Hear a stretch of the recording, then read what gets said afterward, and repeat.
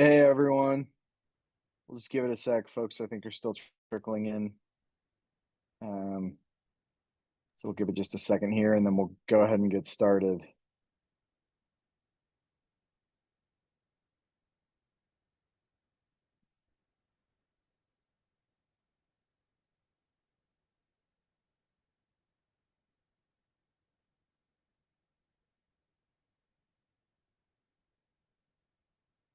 All right. Well, let's go ahead and start. I think some other folks are trickling in is fine. Uh, so super excited to be here with you all today.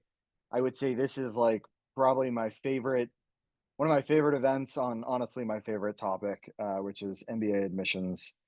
I loved my admission journey. A little bit about me. I grew up in Utah. I started my career at Goldman Sachs. Got my MBA at Chicago Booth, and I would say applying to Booth was like a really cool just experience for me. And I really enjoyed it. And so kind of, liked the admissions process, wanted to get involved in admissions at Booth. And so I was an admissions fellow. And then I joined Boston Consulting Group after I graduated. And I was an admissions ambassador at BCG. So I was responsible for helping all of the associates at BCG apply to M7 schools. Got a ton of experience there. And then shortly after, also joined a couple of the top admissions consulting firms, and then joined Leland a year or so ago, and have absolutely loved it. So that's a little bit about my background. So yeah, super excited to be with you. I will say, my goal tonight is to make this session as helpful as possible for you all. So, come off mute, throw questions in the chat, like, please engage, please ask questions. If you're wondering it, like there's probably other folks on the call as well who, have the same question. I would say if you can try to kind of keep your questions a little bit general, just so that it's like broadly applicable for everyone on the call, that would be ideal. And then if you have specific questions, you can always message me. There's a link to my QR code to my profile here. You can always send me like a one-off message, and I'm happy to engage that way as well. All right, let's dive into it. So we'll kind of just talk through a few of I've structured the content sort of around key things that the admissions committee is looking for through like the MBA journey. So we'll kind of just go through a few of them, then I'll pause, answer any questions you all have, and then we can keep going. So the first thing to think about is the sort of broader strategy on your overall profile. And this is one area that I would say a lot of folks um, don't quite spend enough time thinking about. It's pretty easy as an applicant to jump right into like, okay, I have to get my resume, I have to activate recommenders, I have to kind of figure out what to tell recommenders, and then jump into essays, right? But when the admissions committee reviews your profile, they're going to look at everything holistically, and they want to see real depth, and they want to see some authenticity. They want to understand who you are and like what makes you unique, what's your unique story. And so it's really helpful to take a step back and think about like what are some of those formative experiences from your life? What are some defining moments that really shaped your values or shaped who you are? And then kind of crystallizing that a bit and thinking about one thing I've used, the term I've used for years now is you can almost think about it as like your own brand, right? Of like what you're going to position yourself to the admissions committee, and that authentic voice has to come through to them. And another way, like another sort of check you can ask yourself is like, would they remember me 24 hours, right? We want them thinking about, if somebody says, oh, who is Tim or who's Kyle, then they say, oh, he was this person, right? uh, and having that come through clearly, right, um, is what's super important. So I'm kind of, there's a lot more to the strategy. And we'll talk through some of the different aspects of it in the subsequent pages. But I think my general piece of advice here is just to like step back a little bit, and kind of think from that 30,000-foot view of like what are some of these defining moments or unique challenges. And I'll give you an example just to make this real. So I had a client several years ago, talk about, an experience that's memorable because now here I am years later talking about it. But she had this experience where she was on a train uh, um, in Europe with her parents, and when she was like 6 years old, and this guy came up on the train and was like kind of started yelling at this immigrant woman and her children, told them go back, to your country, you don't speak the language here, all this stuff. And in this kind of like moment of like almost, kind of borderline violence from this man, her dad kind of stepped up and made it seem like he knew this woman and invited her to come sit with his family, even though they didn't speak the same language. And she kind of talked about how as a 6 year old, how formative that was in terms of her values of inclusivity, and sort of being a voice for minorities. And so she kind of talked about that as a defining moment that has shaped her values. So it's those types of things, right? That you want to think about, like what is that for you in your life, and really making that real for them to help them understand your character, challenges, growth again, or your particular values. Okay. Um, all right. Uh, let's let's move on. Maybe we talk through one more here. So another area I get tons of questions as a coach, right, is the sort of academic side of the world. So people will say, "Oh, I don't have the best GPA, or really struggling with the test, and it's kind of an area of weakness or an area of concern." And so I always kind of answer this the same way. So I thought I would just kind of talk through this, and then hopefully this will help shed some light on it. What's really helpful when it comes to test scores and GPA and all those things is to sort of think about, what does the admissions committee, like, what are they looking for, what are they really trying to assess, and like why do they care, right? Are they asking you to take the test just to inflict pain on applicants? Like, of course not, right? And so you can sort of think about, what do they want, and what they're trying to assess is, do we think that this person can sort of keep up in the classroom?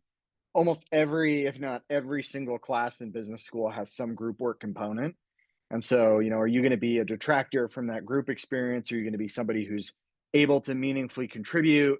When you raise your hand in the classroom, uh, with a Nobel Prize winning, or soon to be Nobel Prize winning professor, uh, are you gonna derail the conversation, or are you gonna ask something that's insightful and sort of enriches the discussion? That's what they're trying to gauge, right?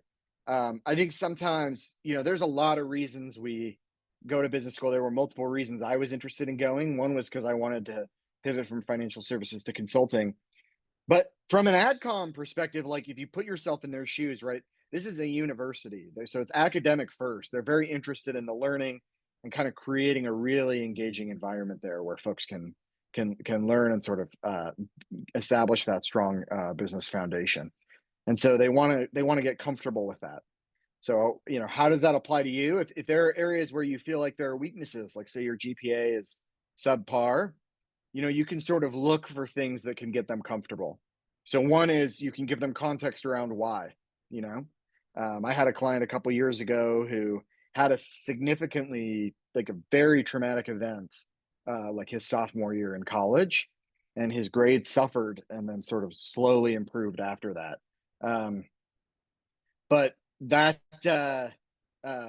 context was really helpful for them to just sort of um, understand, the backdrop of why his grades had suffered. So if it's, I had another client who got into GSB this last cycle in the first application round, who actually his grades, he had been asked, like, put on academic probation basically at his university because his grades were so low his freshman year. Um, and so we had to sort of speak to like what was going on, and he candidly, like, he just kind of had to own some of it as like a life lesson that he had to learn, to really get them comfortable, that he was able to kind of fully show up. Um, you can do the same thing with the GMAT or the GRE, and in some ways these things can offset each other. So that applicant I just mentioned who had a very low GPA, he had a really high GMAT score, and so that helped. And then he was also able to kind of talk about his college experience and sort of some of the journey that he went through to get them comfortable. And then the last piece here can be sort of the quantitative coursework. A lot of consultants will speak to some of their more quantitative cases that they've done to kind of also help demonstrate some of that analytical aptitude. So let me pause here for a second. Any questions about sort of thinking holistically about the broader strategy, or thinking about kind of how to overcome lowish scores, or how to get them comfortable with sort of your academic abilities?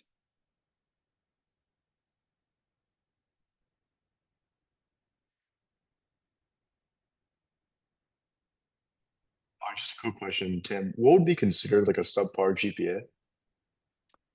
That's a great question. So I would say it depends a little bit on the university. Uh, Maybe like a good benchmark is like 3.6 is kind of the median for M7 schools. Uh, GSB, HBS, and the Yale School of Management all sort of pride themselves on like sort of the academic aptitude a bit more, and so a little bit of a higher GPA there will help. But in general, business school is not quite like law school in that like you don't have sort of the expectation of like an insanely high GPA that you would applying to law school. Does that help? Yeah, appreciate it. Thank you. Yeah, it's a good question, Drew. I just All had a right. question on Any others? Yeah, yeah. Go ahead. like your experience seeing acceptances with the weighting. So let's say you had like a 3.7 GPA and a 700 GMAT on the old exam, or a 3.0 GPA but a 730. Like, do you think there's more weighting on the GMAT because it's like standardized versus like GPA varies by school? Yeah, it's a great question, Sam. I appreciate the question. I would say there are a lot of moving pieces here, so it's hard for me to give you like a straight, clear. Like my like immediately I go to like I would want to see the transcript and sort of see what grades, what courses the student performed well in versus ones that he or she didn't. Um, I think generally, a higher GPA can be helpful if it's from now I'm going to use this term, which I hate, but like a non-target, school, which I myself like I went to college at Utah State, so very much not like a pipeline school to some of these programs, but um, I think a higher GPA there definitely can help. Um, and out of the two scenarios you said, like I think you said 3.7 versus 700 GMAT or 730 versus a 3.0. I think I would probably, like if I had to choose one of those two profiles that I think demonstrates more academic aptitude, I would probably say the 3.7 with the 700 GMAT. Um, but again, like a lot of that comes down to like what were the courses that the 3.0 student struggled in, what was the undergrad institution between the two, right? There's like and also even like uh the GPA by year. So a lot of these schools will have you input even, like I know GSB does this, right? You have to input your GPA by year for your undergrad, and so a lot of the timing of that is considered as well. Okay, thank you. Yeah, it's a great question. I had a All right, let question me hear. about the GMAT score and GMAT focus. Do you have Sure, any go ahead, data Sam. on the GMAT focus and what the kind of median is for each of the M7 schools? Like, would 650 on that GMAT focus or like a 700, like what does that range look like? Because I know it's a little bit more um, spread out, I guess, in the top range. Yeah, I would say like so what I typically do with clients on this is just like look at the medians for the schools, and then like Google like a conversion. I don't have like I mean I have I guess like a little data, but it's all like my own clients, and it's kind of spread across GRE, like GMAT focus. So I don't know that I have a strong perspective like by M7 of like what the cutoff is. I would just go look at like the medians for the respective schools and then kind of do the conversion. It's a good question. I just, I don't have a table or something like that, Sabrina. Perfect. Thank you. Yeah, of course. Of course. Yeah, I'm just going to look at the chat real quick. Can you share a range of low GPA? I think we kind of talked through this. Anything below like a 3.6, I would think about. You say the goal, broader strategy, more holistic.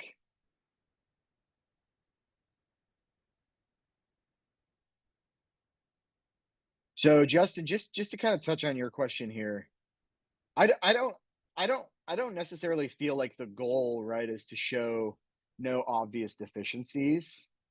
Or I do think there's an element of wanting to show that you're well-rounded.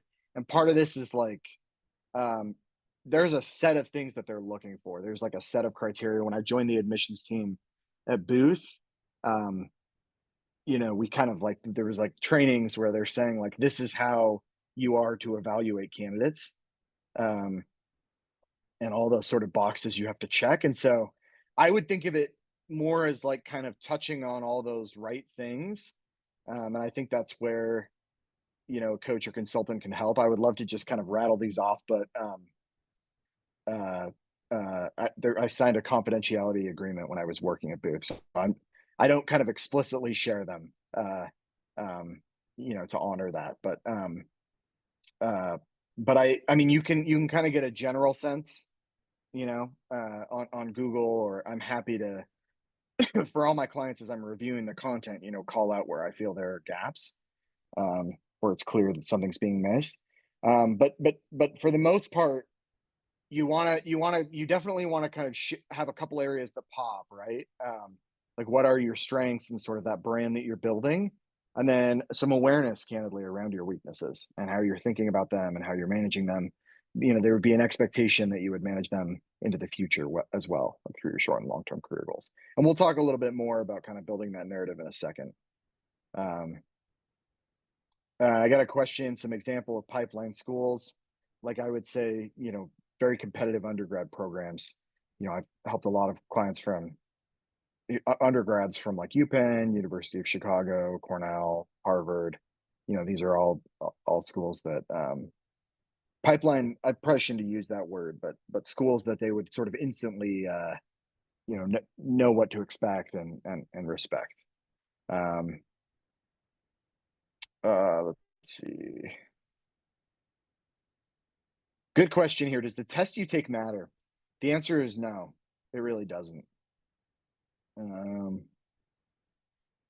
Besides high GMAT score, overcoming the low GPA, what activities can compensate to show intellectual aptitude? This is a great great question. I would say, like stuff in your work, like if you have had quantitative projects, things that really help you stand out kind of professionally, or even like extracurriculars where you have been involved in like building a model or doing some analytical. I had a client a few years ago who was like really involved in a nonprofit, and she basically was like the CFO of this nonprofit, like managed all the finances, and she kind of used that to help address this point. So sometimes you have to think outside the box just a little bit, to kind of think about what you have that you can demonstrate there. So I got a question about international applicants GPA, if it's not as important. I don't believe that. So I think maybe part of that myth comes from like this fact that you have to sort of, they sort of convert it to kind of get an apples to apples comparison. But your performance like in university like absolutely matters for international applicants as well. All right, let's move forward. We talk about a few of the other key things, then happy to keep the conversation going. So another huge one, right, is leadership. This is so important. And so they want to see not just that you've been a leader, but that you have really like a leadership trajectory. You're somebody who is going to naturally lead and influence over the course of your career and over the course of your life. And so how do you demonstrate leadership? Well, part of it is like leadership roles. If you had a formal role, I had like managed a project team at Goldman when I was applying, and I was like the designated leader for that. I had some folks reporting to me, so I spoke to that. if you manage other people, that can be like a great way to kind of highlight leadership. A lot of folks who apply to business school are individual contributors. So it's, but by no means the only way, but you do want to think about if you've had um, formal leadership capacity. I also had another client in this last application round two, who's had been very involved in scouting, and he was a Boy Scout, and then he also like had earned this Order of the Arrow award. And so he kind of talked about some of the things he had done in that kind of formal leadership role. So that's another example. You want to show adaptability, the ability to sort of work with diverse people or people who have diverse personalities, um, as well as kind of how you make decisions, particularly in like ambiguous situations where you've had to kind of make tough decisions. I'm thinking about, if you think about Kellogg's prompt, right, where they highlight the importance of sort of value-based decision making.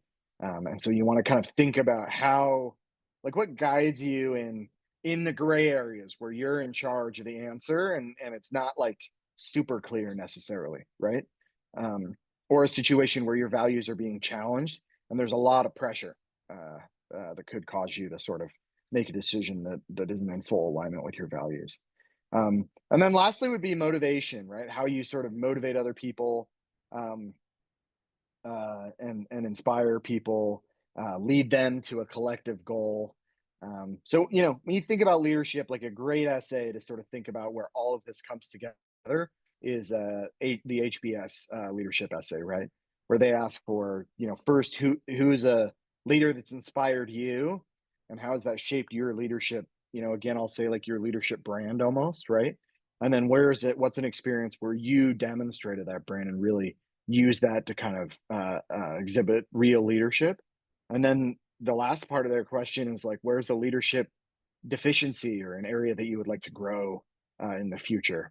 And that kind of gets back to that sort of awareness point that I made before, right? Of knowing even where your weaknesses are today, and how you'd like to improve going into the future. So this one's super important. Uh, I mean, I guess in some ways it's like somewhat unsurprising, right? Like in business, like any executive in any business of reasonable size, right, would need to have real meaningful leadership skills. So, but it's important for you to kind of think about how you've demonstrated that. If you have formal capacities, maybe informal situations. Honestly, a lot of leadership, the best leadership sort of comes without a title. So you kind of want to figure out how you can flex both of those and have those come through in the narratives. All right, kind of related to that, but a bit different, can be sort of this collaboration. And as I mentioned before, like there's so much collaboration in business school. So part of this is just like, when I was in consulting, they call this the airport test, which is like if I'm going to be stuck with you in the airport, like would I be bummed or would I be like excited to spend 3 hours unexpected with you in the airport because our flight got delayed? And so you want to kind of show that you're a team player. You want to show that you can work with people who are maybe less motivated. Like a good way to think about it is like, we've all probably been a part of a team where someone's not really pulling their full weight. How do you respond in that environment? How do you sort of work through that? And then kind of what I have on the right here, this idea of conflict resolution, right? When have you had to take a stand? When have you gotten pushback, or maybe struggled? I see this theme comes through a lot in Columbia Business School's PPI LSA. So for folks who aren't familiar, Columbia has a really strong program on inclusive leadership, and one of their essays basically asks. They have sort of 5 different pillars of this inclusive leadership pathways, and they ask you to talk about when you exhibited one of them. And oftentimes there's kind of some conflict around this. I had a client who, in round one, got admitted to Columbia with like $170,000 scholarship, and she wrote about a really tough sort of moment in her career, where she was really challenged by a superior, and how she sort of navigated that. And so there was a lot of conflict, and there were like, some tough sort of incentives where she wasn't like the big fish in the room, and she had to sort of work through that. So the conflict resolution is also super, super important. All right. I'm gonna hit this one more, and then we can pause for a minute and answer any questions you all have. I think this is one that I see some applicants, like, candidly just struggle with a bit more. Part of this is they want to understand how you respond to failure. Invariably high achieving people will always fail. It's just like a part of swinging for the fences, right? And so they want to get comfortable. There's a lot of folks, failure is like uncomfortable, right? I don't have to tell anybody this on the call, but there's a lot of folks maybe who kind of shy away from it, or are resistant to change, or resistant to failure. And they want to see a set of attributes around failure that really kind of embrace that growth mindset. So first of all, they want to see that you're willing to acknowledge it, that you're willing to kind of pick yourself back up and really demonstrate that resilience, and to learn from it and really change and grow. So this comes through so many of the different essays. Like, oftentimes I see this in the What Matters Most to You with GSB, or the Curiosity and Growth essay for HBS, or even Booth's personal essay. A lot of clients will, I'll give you a good example actually from a client. I can't remember now if this was round one of this last year or round two of the year before. I think it was round one of last year. I had a client who she wrote about public speaking. So part of her essay, this was a personal essay for Chicago Booth, and we used some of the content in the What Matters Most to You for GSB as well. And part of her narrative was kind of understanding herself, and using that understanding as almost like a little bit of a superpower for her. Kind of that authenticity was what was like really powerful for her. And so she talked about going in public speaking at an investment bank, and she had her kind of 3x5 cards that she was reading off of. And she looked up and saw all these senior partners and managing directors, and just kind of froze. And then as the silence got longer, she started sweating and crying basically, and walked out of the room, just like kind of left in the middle of her speech. And so, great example of failure in a professional setting. But then she sort of talked about how that experience, as she kind of dug into it and tried to understand what happened there, she realized that she was reading somebody else's narrative. It wasn't something that she had really internalized, and that authenticity was so important, sort of to her ability to speak publicly. And then through kind of some random chance in a different setting, this was like a university setting now, with a competition, she was back in that same building, same investment bank, giving a different speech, kind of on a different floor, this time speaking from the heart, and she was able to deliver her message, really coherently, really well. And she kind of talked about how that second experience in a lot of ways was just kind of a little bit therapeutic for her, as sort of validating that she had really understood the first experience and been able to grow from it. And she got into multiple M7 schools. I think this, she had a lot of other really strong aspects of her application, but also had, some weaknesses that we worked through together. But this point of resilience and sort of a willingness and comfortability with failure, I think really came through nicely in her profile, and it's definitely something that's super important. All right, let me pause there. Any questions about this topic, or about some of the leadership or collaborative stuff that we talked about before?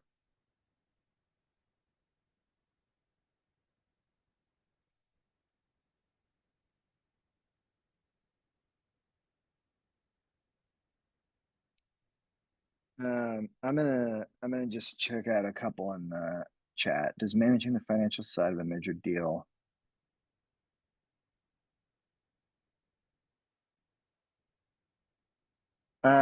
Yeah, I think managing like a significant portion of a major deal definitely could show leadership. Your second question of like, how do you recommend people with more junior titles create a leadership brand?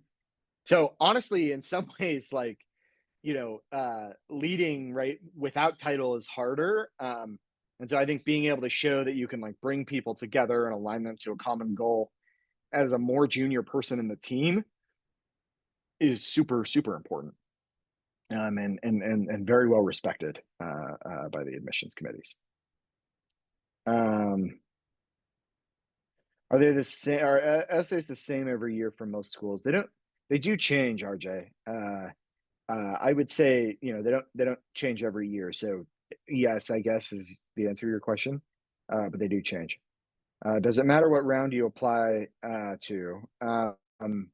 So I would say, like best to apply in round one, next best in round two, and I would avoid round three unless you absolutely have to, because it's really hard to get in round three. Got a question about discussing layoffs when applying to business school. So that's a great sort of point around resiliency, and also great point of like something that needs to be addressed in the application. A lot of the applications will specifically ask you if you've had career gaps. I think explaining sort of some of the context of what was going on at the time, and really candidly just getting them comfortable with your performance at the firm before the layoff will be super important. So, I might think about your recommender strategy, whether it makes sense to pull somebody from that firm, and then how you can sort of speak to the scope of your responsibility. You've got your resume and the accomplishments that you can list there before you were laid off. Basically, to really get them comfortable that you were, in a position to succeed. Before sort of business decisions that were outside of your control. Any other questions? Anybody? Feel free to shout them out. Otherwise, we can move forward.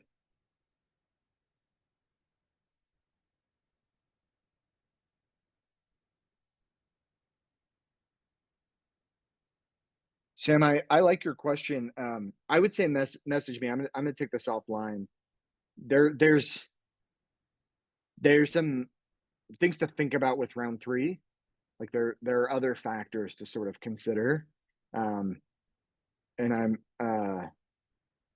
guessing most folks here aren't applying in round three. So, but it's a good question, and I think I can give you some good criteria to think about, to kind of help structure whether it makes sense for you to apply or not. All right. So there are sort of two sides to your application narrative, right? One is you have to tell this professional story. And I like to, with my clients, I call it like a thread where you're like, everything has to feel connected. So you're starting with like, what have you done so far in your, and then you're going to speak to, what you want to do short term after you graduate. You need kind of a gap in between those, like a real problem statement of why you have to get an MBA, and then how that sort of the MBA learnings, as well as the short term, all sort of flows through to this ultimate long-term professional ambition. And there are sort of criteria for each of these. But one big piece of it we'll talk about here a little bit and a little bit more in a second is you really want to tailor this content and make it as specific to the program as possible. So, I've thrown out a bunch of essay prompts, even just tonight. My advice would be to read the prompts very carefully. I have some clients who sort of come in thinking like, oh, we can write one set of essays and then copy and paste them kind of across schools. And I would say, the admissions committees of these programs, they structure all the most of them structure recommender questions to be very similar to kind of make life easy for your recommenders. And they kind of do the exact opposite with the essay prompts. So they really want to know, does this person want to go to Columbia? Does this person want to go to Kellogg? Or, are you sort of copying and pasting from another school? And I will tell you that I have seen otherwise very strong applicants get rejected because they didn't, sort of convince the school that they were genuinely interested. And maybe just as like one sort of reference point to make it real, my brother applied and was accepted to Harvard Business School, and also applied and was waitlisted at University of Michigan, even though his GMAT score and GPA was well over their average for both. He was the student body president, had significant professional experience, and there was really no reason that he shouldn't have gone to university or shouldn't have been admitted to University of Michigan, other than that, candidly, he didn't invest that much time in the application, and it wasn't really his first choice, nor was it in his even top 3 or top 5. And they felt that and knew it and were happy to not admit him over that. And so, they said, well, we'll stick him on the wait list and see who else comes along. Um, and so I would just be really careful, with that. I think that's one way to unfortunately kind of derail your application. What are some other ways to kind of demonstrate that interest? You want to really understand the program's culture, understand their specific mission. I think about here like a school like Yale School of Management, right? Very distinct mission around sort of this duality of business and society and how those come together, and sort of shape decisions that are made and incentive structures and all of that. And, kind of understanding that mission and your alignment with it is, it's like really important in terms of getting on Yale's radar, right? And I mean, GSB has a very, very strong mission as well, very distinct culture. All these programs, right? HBS, Wharton as well. And so just kind of understanding some of the nuance there, and really that can really help you demonstrate fit. Relatedly, you want to avoid generic statements as much as possible. I think this can be kind of tough, because sometimes you don't really know what else to say. And I think one area where having a coach or somebody who's seen hundreds of these essays can kind of help just raise the bar a bit. But as much as possible, you want to be as very specific about what you've achieved so far, what you're seeking out of a program, how that aligns with the school's differentiated offerings, kind of stitching all of that together so that it feels coherent and candidly like makes sense to them. I can assure you, everybody on the other side of the, on the admissions side of the table is all drinking the Kool-Aid of that school, why that school is the best. And so, you're not gonna wow them with like some knowledge they're not aware of. It's more kind of showing your fit within what kind of makes that school distinct. That's super important. Let's see. Mariana, that's a great question about how to talk about ambitions for for MBA when your company's sponsored. I would say it's harder, right? The onus falls on you to kind of help them understand how you would go back differently, and what you're aspiring to achieve at that company. So there's probably a set of things that you're really thinking about, which, knowing nothing about you, I would guess part of it is probably like somebody else paying for your MBA.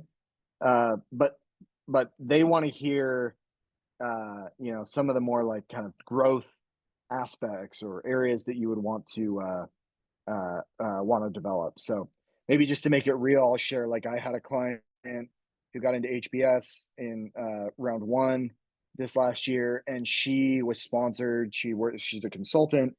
She was sponsored, and she talked about returning to the consulting firm as more of like a kind of principal partner level, having to kind of navigate across a bunch of different cases at the same time or projects at the same time, being able to go deep quickly and then come back out, and kind of being able to lead people and get the information she needs and then move on quickly, like not really having the time to go deep into the model till 12:30 in the morning like she used to, or has been doing, and wanting to get kind of that elevated leadership is like one important thing she wanted to get from Harvard, that resonated because she got admitted. So that kind of, it's kind of a shift in the scope of her responsibilities, despite the fact that she was returning to the same firm.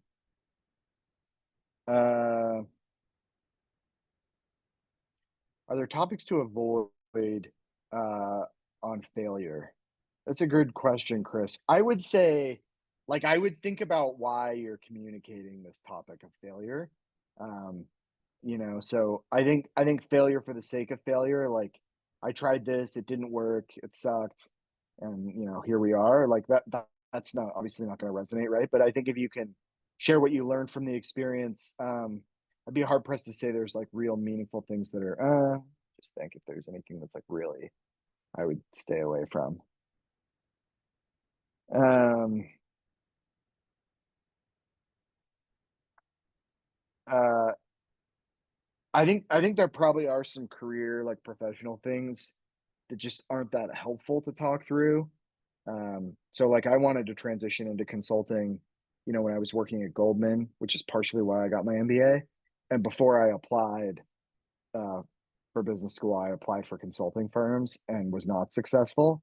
Um, I don't know that like something like that really would have been that helpful to share. So I guess it kind of comes back to like I would think about the why behind it, like what's the purpose and sort of learning and growth story that you're building. Um, all right, I'm going to do one more and then we can keep going because I want to make sure we can touch on some of this other stuff. So round one deadlines are the year before you start a fall start date preschool.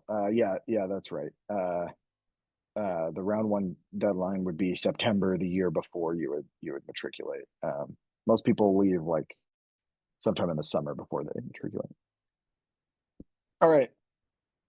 You also then need to think about what you contribute to the school.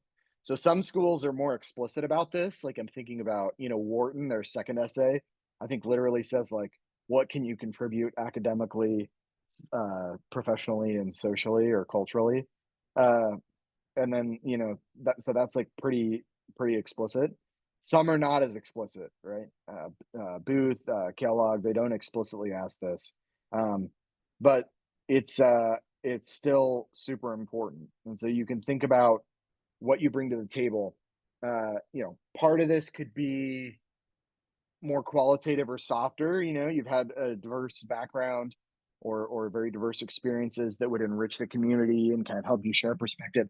A lot of this will be sort of professional experiences or expertise, right?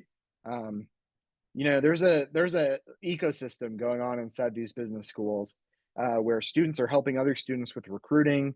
Um, there's a lot of sort of support and knowledge transfer going on there.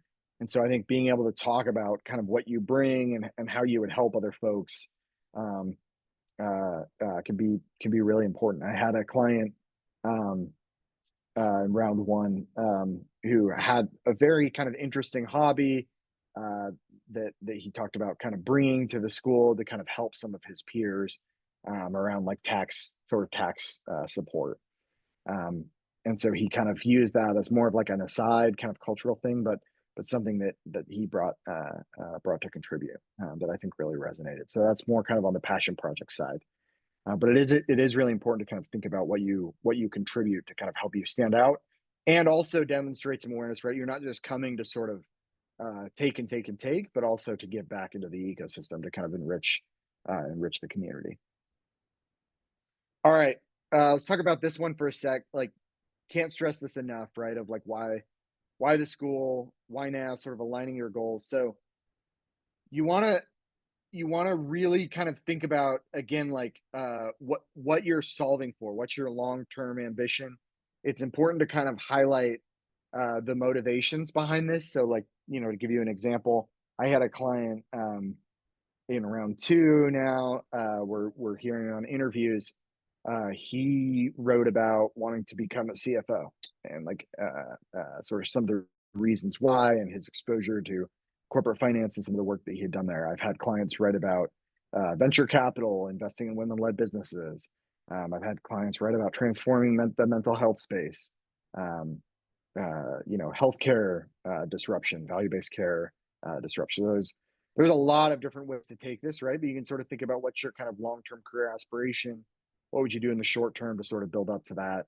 And then what's kind of the gap, as I mentioned, between where you are now and what you would do short term. And that becomes what I call the problem statement of your application, which then flows through to why you want to go to a particular school, like why this school. And that has to come through very, very, very clearly. On why the school, you want to kind of think about this across a few dimensions. Okay, so one is like you want to cite things that are truly specific to the program. So I can't tell you, like when I was reading apps at Booth, how often people would talk about, for example, like the negotiations class. And negotiations is a course curriculum that's taught at every M7 school. And so when you're citing that as why you absolutely have to go to Booth, like the only conclusion I can make is like you don't actually know why you want to go to Booth, right? Specifically. And then I think so it needs to be unique to the school. And then it also needs to, you need to kind of connect the dots between that differentiator and yourself, like why it matters for you. So just to give you another example, right? So many of the folks I interviewed at Booth talked about the flexible curriculum. And it is a differentiator, right? Booth has the most flexible curriculum of any M7 program by far. And so that's great, right? But the fact is, if everybody's talking about it, then bringing it up is just like not going to move the needle, right? And so what is helpful then is to talk about why you are uniquely positioned to benefit from the flexible curriculum. So some of the things that I heard that I thought really resonated around that topic are something like, well, I studied history in my undergrad, and I've been a writer for the last 3 years, and so I don't have the business foundation that some of my private equity or consulting classmates would have. And so if we took a core curriculum together, candidly, like in a lot of those accounting and economic and even statistics classes, I feel like there's just a risk I would like fall behind and I would have a hard time contributing.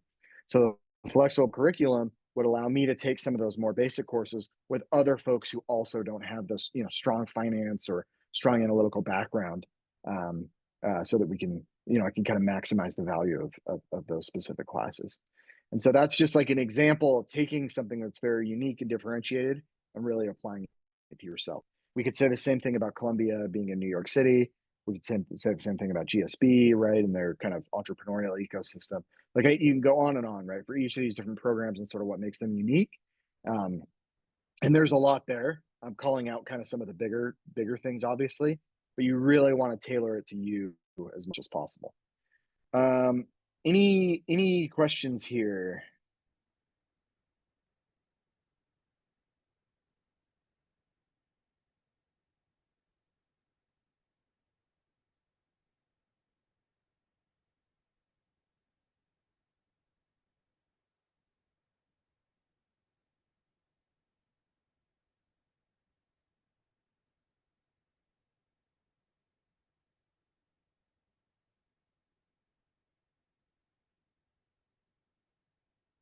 There's a question in the chat. What's the best way to pass the first review of the application? I wouldn't think about it that way. That's not how we did it at Booth. I would think very holistically about sort of the profile and the application that you're building, versus like just kind of having like a high stat to get through like the first review.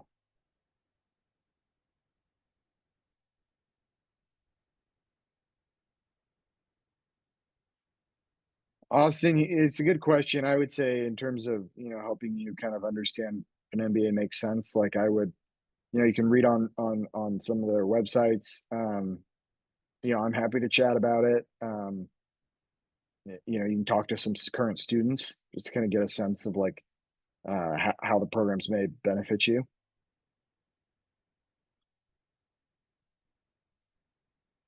So Savvy, your question about, folks are saying the case method, like I think that's my exact point, right? Is like there's sort of two sides to this. One is like, is it differentiated, which the case method is sort of, like Darden and a few other schools like also kind of follow the case method, but I would say for HBS it's a differentiator.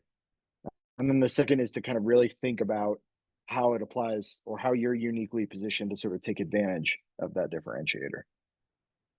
So I mean, I gave an example. I won't go into kind of specifics for each of these because I think we could do that for all the programs, but you can kind of think about how you might be best positioned to kind of take advantage of that.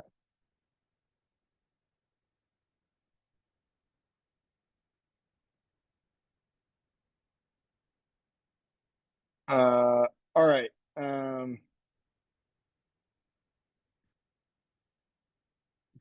There's a question about applying round one versus round two. Chris, I would just say, I mean, they're fairly similar. Round one tends to be like slightly easier to get in. it's very slight. It's nothing like the drop off from round 2 to round 3. So I would say if you're sort of indifferent between round 1, round 2, I would apply round 1. And if you have a real reason to wait for round 2, like you're waiting for a promotion or you're trying to get past the test score or something, then I think it can make sense. Like if you can apply with a much better application in round 2, then I would do so. Do all M7s require interviews? Yes. All right. I'm gonna kind of tick through a couple. I think this might be the last one, and then a couple final points, and then can answer some more questions. I think there was a question there about mistakes for vets too. We can talk through that. So I think just one point, right, that maybe also gets a bit missed is the importance of sort of being just hyper meticulous. I can't say, like, it's amazing when I was reviewing applications at Booth to see how many people have sentences that are grammatically incorrect, don't make sense, or have significant kind of spelling or otherwise pretty rudimentary grammar issues.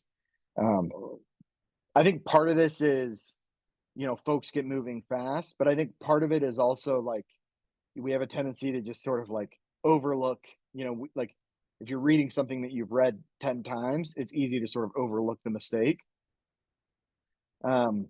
So, it's a great way to sort of signal that lack of interest in the program, right? If they're looking for reasons to, again, if you kind of think about my brother, right? If they're sort of looking for reasons to say, I don't know if we're really this guy's first choice.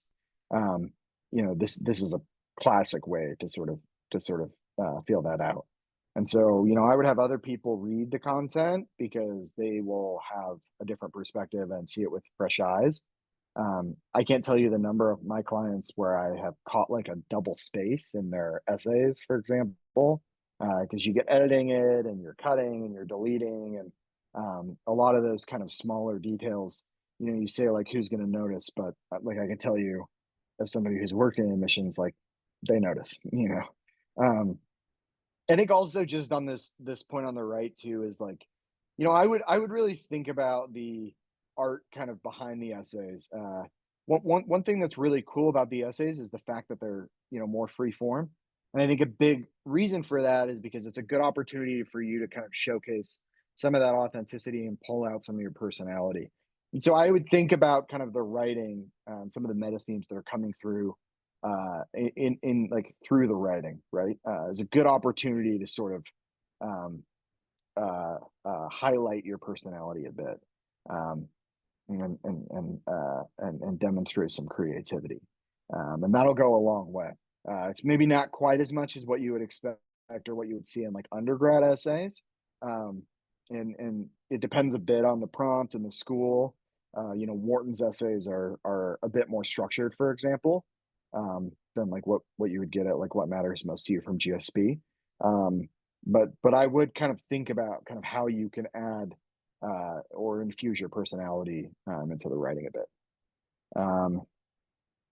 All right, I think that's it in terms of content. Let's stop. We can take a few more questions, and happy to stick around a bit and answer any other questions. So, good question here. Common mistakes you see military applicants make. I would say, I think you have to. It's maybe like mistakes any applicant could make, but I do see military folks like you have to be really thoughtful about what your experiences have been in the military, why that's kind of informed what you want to do after. So why are you pursuing a business career? Do you understand like sort of what you do have and what you don't have to be successful in that career, and how you would sort of build on the leadership experiences? And military is a great way to kind of signal some of that leadership if you think back to that point, right? As well as like a ton of other just like really strong business attributes, right? Of like the resilience, the comfortability with failure, grit, right? Just ability to sort of do hard things. So all great stuff to highlight. I think you want to put it in the context of like what you've learned, what you haven't learned yet to be successful in business, and then how the MBA would kind of help facilitate some of that. What programs provide best chance with only 3 years experience? Austin, I don't know that there's like really, certain programs in the M7 that are going to be better or worse for that. I would say um, it's probably more about how you sort of position those 3 years to kind of get them comfortable. Be super important.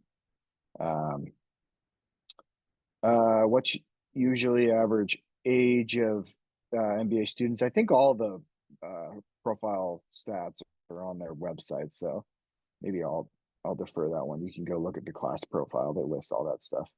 How important is it to be strategic for recommenders? Do you need high visibility executives? How many college professors, professionals? Great question. So it is very important to be strategic for recommenders. I would say who you select to be your recommender will have significant impact on your application. You don't really we're not solving for high visibility executives. We're solving for people who know you well and can speak in detail to your professional strengths and areas of development. The first question that most of these schools will ask is, please describe the nature of your relationship with this person. And so if it's like, oh, I talked to her in a coffee chat for 15 minutes before she asked me to do this, then that's going to like blow up your application. So how many college professors versus professionals? Like one recommender, if you're applying full time, like one recommender should be your direct manager. If you're applying as a deferred applicant, like one recommender should be your manager in your most recent internship. College, and then you can kind of think about who the other one. College professors are very common for deferred folks. How many recommendations do you usually need? So for all the M7, it's 2, except for Sloan. Sloan has 1, and then a couple of references that they drop in as well. Let's see. Nationality to the candidate doesn't matter.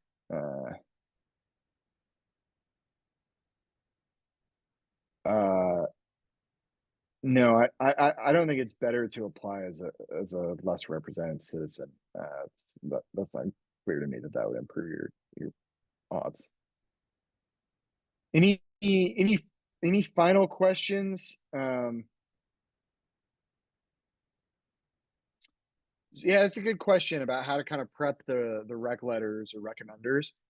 So you kind of want to think about here's kind of my tidbit on that. Maybe we'll end on this. I would like you want to think about a mix between 2 things, right? One is what are they going to be passionate about? So you want to kind of lean into stuff that they already would feel strongly about, or their kind of natural passion for it would come through. So for example, if you worked on a complex project where you had to work across a bunch of different stakeholders and you didn't have direct oversight, and kind of highlighting like how you can get things done with kind of that diverse group of people can be really powerful. That's something he or she could speak to then. And then you also want to think about like some of these attributes, like what are harder ones maybe for you to self-endorse. And like, again, I'll give you like the prime example is leadership, right? Everybody thinks they're a good leader, but there's a lot of people who just like candidly aren't very effective leaders. And so I think having a third-party endorsement of your leadership style and your leadership skills and really getting specific about that can be really powerful. So I would kind of think about that. Like maybe if I add one third dimension that can be important, you can think about like what are potential weaknesses or gaps or areas of concern in your application, and kind of thinking across all 3 of those to stitch together what makes sense for your recommenders to speak to. So hopefully that helps. Hopefully this session's been helpful. It's been great being with you all. Happy to take any of the conversations offline. Again, the QR code here you can scan, reach out to me, access my profile. Would love to work with you. Starting to take clients for round 1 next year and pretty close to full here for deferred. So, reach out and yeah, let me know if you have any other questions, and good luck. Thanks, everyone.